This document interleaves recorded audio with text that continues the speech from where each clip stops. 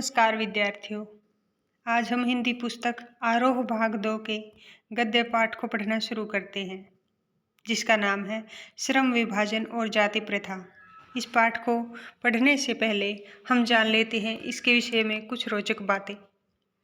यहाँ प्रस्तुत पाठ अंबेडकर के विख्यात भाषण एनिहिलेशन ऑफ कास्ट 1936 के लेलई सिंह यादव द्वारा कृत हिंदी रूपांतर जाति भेद का उच्छेद के 2 प्रकरणों के तौर पर है। यह भाषण जाति पाति तोड़कर मंडल लाहौर के वार्षिक सम्मेलन 1936 के अध्यक्षीय भाषण के रूप में तैयार किया गया था, परंतु इसकी क्रांतिकारी दृष्टि से आयोजकों की पूर्णतः सहमति न बन सकने के कारण सम्मेलन की ही स्थगित हो गया या पढ़ा न जा सका। बाद में अंबेडकर ने इसे स्वतंत्र पुस्तिका के रूप में प्रकाशित कर वितरित किया, जो पर्याप्त लोकप्रिय हुई। उनके अनुसार समानता, स्वतंत्रता व बंधुता ये 3 तत्व आदर्श समाज में अनिवार्यतः होने चाहिए, जिससे लोकतंत्र सामूहिक जीवनचर्या की एक रीति तथा समाज के सम्मिलित अनुभवों के आदान प्रदान की प्रक्रिया के अर्थ तक भी पहुँचे। यह प्रस्तुत पाठ उक्त पुस्तिका से प्रतिनिधि उपप्रकरण है। आज के जाति महजब आधारित विषाक्त सामाजिक राजनैतिक माहौल में इसकी प्रासंगिकता और बढ़ गई है। श्रम विभाजन और जाति प्रथा। यह विडंबना की ही बात है कि इस युग में भी जातिवाद के पोषकों की कमी नहीं है। इसके पोषक कई आधारों पर इसका समर्थन करते हैं। समर्थन का एक आधार यह कहा जाता है कि आधुनिक सभ्य समाज कार्यकुशलता के लिए श्रम विभाजन को आवश्यक मानता है, और चूंकि जाति प्रथा भी श्रम विभाजन का ही दूसरा रूप है, इसलिए इसमें कोई बुराई नहीं है।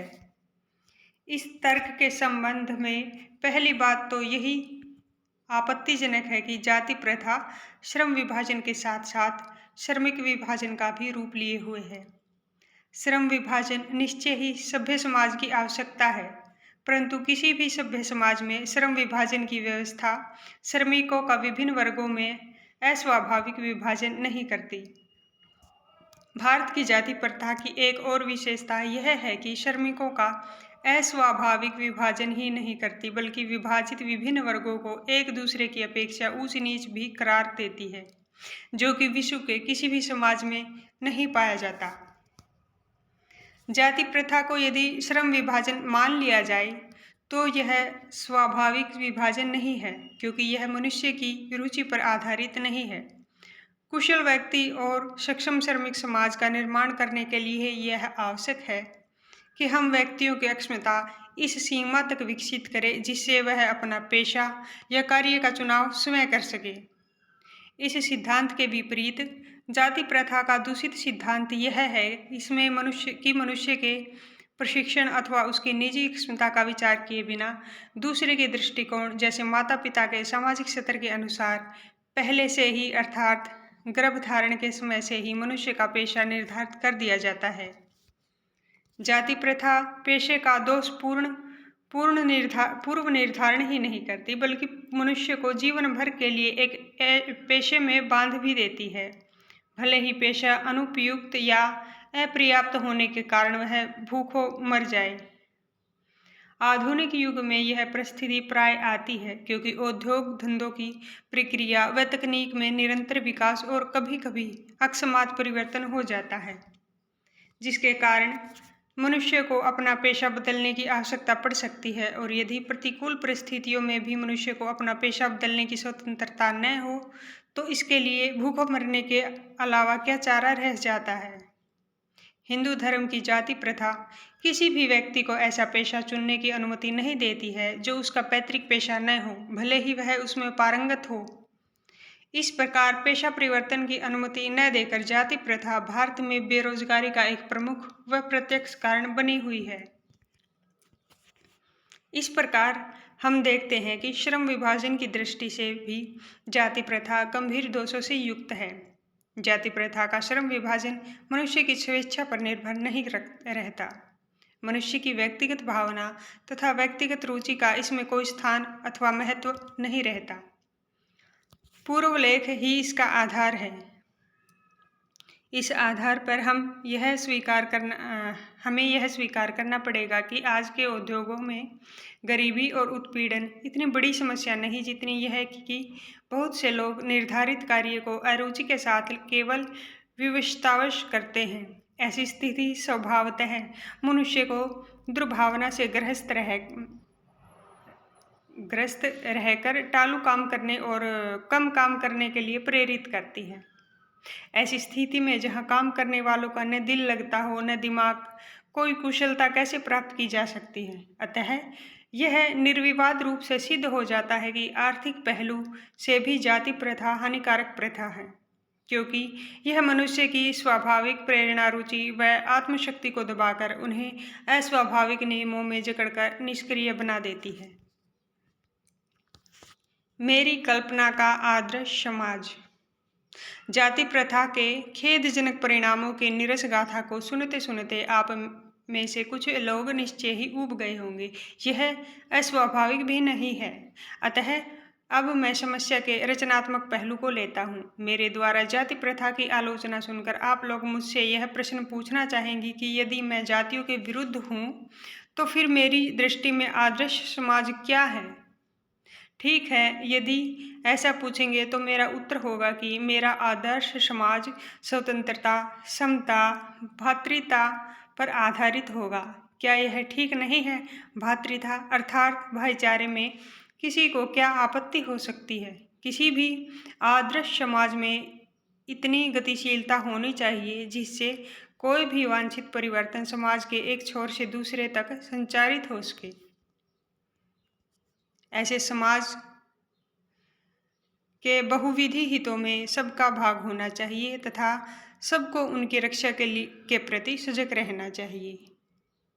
सामाजिक जीवन में अबाध संपर्क के अनेक साधन व अवसर उपलब्ध रहने चाहिए।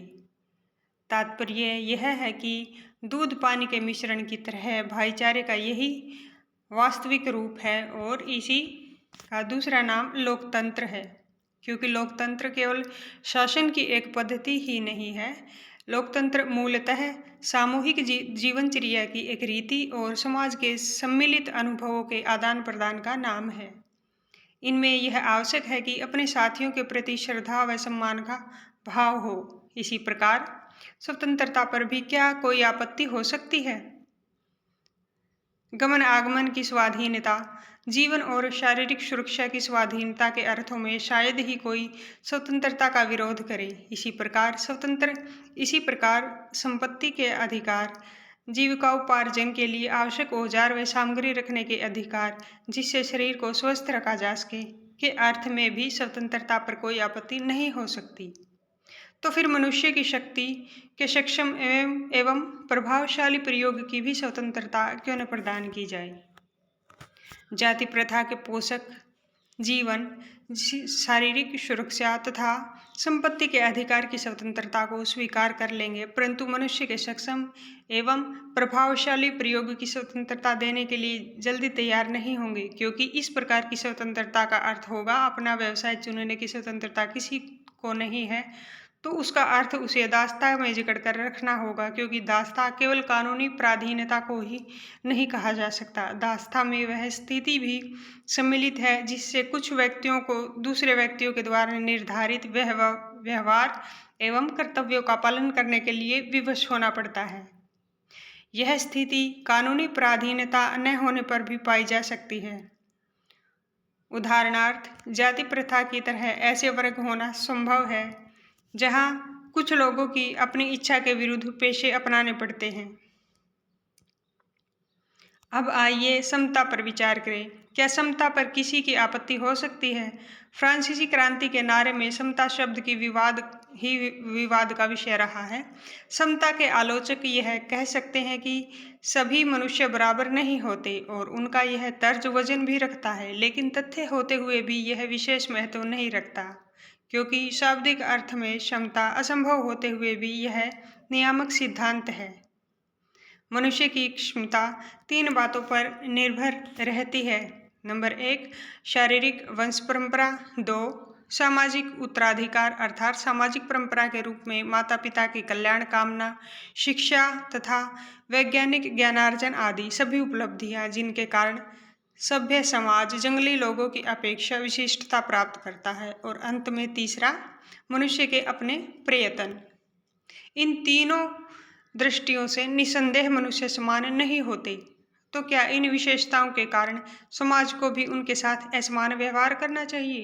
समता विरोध करने वालों के पास इसका क्या जवाब है?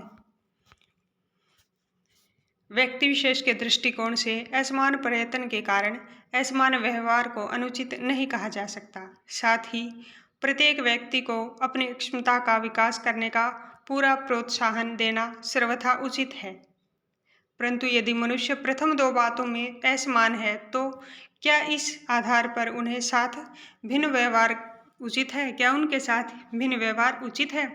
उत्तम व्यवहार के हक की प्रतियोगिता में वे लोग निश्चय ही बाजी मार ले जाएंगे, जिसमें उत्तम कुल, शिक्षा, पारिवारिक ख्याति, पैतृक संपदा तथा व्यावसायिक प्रतिष्ठा का लाभ प्राप्त है।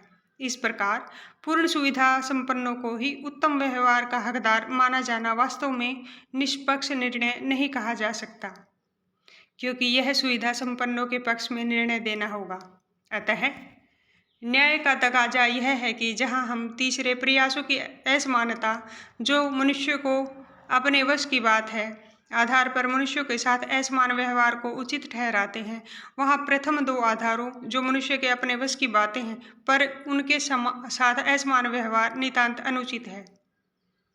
और हमें ऐसे व्यक्तियों के साथ यथासंभव समान व्यवहार करना चाहिए। दूसरे शब्दों में, समाज की यदि अपने सदस्यों से अधिकतम उपयोगिता प्राप्त करनी है, तो यह तो संभव है जब समाज के सदस्यों को आरंभ से ही समान व्यवहार एवं समान अवसर उपलब्ध कराए जाएं।